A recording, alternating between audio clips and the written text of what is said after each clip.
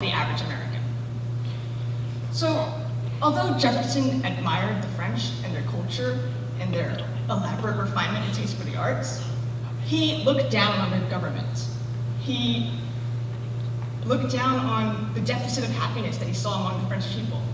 And he saw a lack of purpose in the French.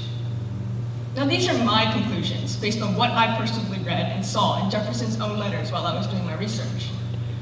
But they don't necessarily run parallel with the conventional understanding that Jefferson simply admired the French. In fact, I think that Jefferson's Francophile admiration was misread. First, by the French themselves, and now by people today. So we're left with the question of who's right? And that's the beauty of it. I'm not here to tell you that everything you learned about history or everything you learned in history class is wrong, but I will clarify that history is not confined to the box of the past. It's not a single authorized final draft of a narrative.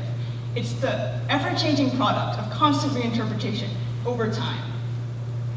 As each generation grows up, it's influenced by the environment in which it's raised, and that in turn influences our understanding of generations past.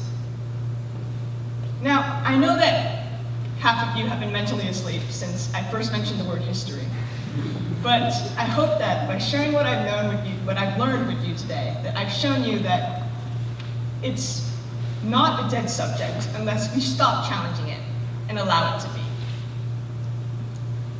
History is hardly stagnant. As new generations emerge, as new theories are conceived, as new evidence is unearthed, it's constantly changing. Although the past is a definite series of events, our understanding of it is perpetually indefinite. So history is not dead. Or, in other words, it's alive. I think it's perfect that Jefferson can be a misread Francophile in our books, because it proves that as long as we keep going back to the original sources, as long as we keep going back to the letters, the books, the documents, we have the ability to form our own conclusions about the past, instead of simply taking someone else's word for it.